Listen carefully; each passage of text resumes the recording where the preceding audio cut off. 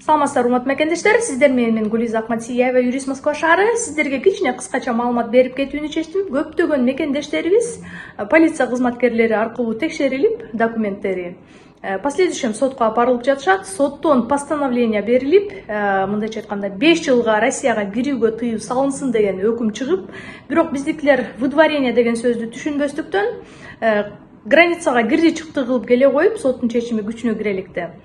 Бул жакта кайрадан иштеп жатышат. Бирок тилекке каршы соттун чечими күчүнө киргенден кийин 10 күн ичинде күчүнө кирет. Ал уже повторный нарушенияга барабар делип 10 жылдык депортация коюлат. Эгерде сиз сот аркылуу постановление алсаңар, обязательно юристтерге кайрылып, бул кандай өкүм, бул эмнени түшүндүрөт деп бир сыйра консультация алып коюңуздар. И жана ошондой эле эгерде выдворение болсо, обязательно жогорку сотко кайрылып, трудовой контракттарыңарды, регистрацияңарды тастыкталчу документтер менен берип. Ассаламу алейкум мекендештер, YouTube каналынын көрүүчүлөрү, туугандар, өзүңүздөр көргөндөй эле биз биринчи турубузга старт бергенбиз. Болгону 450 рублга 5 автоунаа. Главный приз Мерс автоунаасы жана ошондой эле 4 Матис. 200 миң акчаны конверттерге бөлгөнбүз. 100 конвертте 1000 рубльдан жана ошондой эле 20 конвертте 5000 рубльдан. Сүйүнчү туугандар, акция 10 билет алган адамга 1 билет бизден сиздерге белек. Жалпысынан бул оюнда 3844 адам катышат. Азыркы учурда 1300 билетибиз калды. Болгону 450 сомго билет алып оматыңыздар сынап көрүңүздөр. Уткандар автоунаалуу болушат, утпай калгандар туугандар кайрымдуулукка эхсан кылган болосуздар. Бардыгыңыздарга ийгилик. Буюрса тез күндө финалда жолукканча сак саламатта туруңуздар. Ошол постановлениени жокко чыгарыш керек.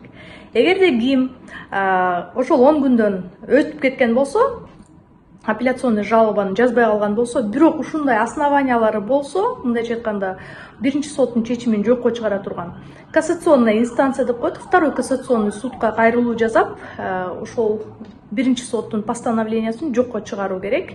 Анткени көптөгөн мекендештерибиз ошол нерсени кылбастан фамилияларын менять этип кирип, уже уголовный иш козголуп жатат көптөгөн жарандарыбызга. Мындайча айтканда, постановление о выдворении 5 жылга Россиядан чыгып кетүү деген өкүмү бул административный ишке барабар. Ал эми фамилияны менять этип кайра Россияга кире турган болсоңор, границаны бузду деп уже уголовный иш козголот. Ошондуктан урматтуу мекендештер, эгерде сиз соттон постановление алган болсоңуздар, обязательно юристтерге кайрылгыла. Мага деле кайрылсаңар болот. Мен бесплатный консультация берем. Силерге мындайча айтканда дальше кандай действие кылышыңар керек, ошонун баарын тең пошагово айтып беребиз. Рахмат, сиздер менен бирге Гулиза Акматияева.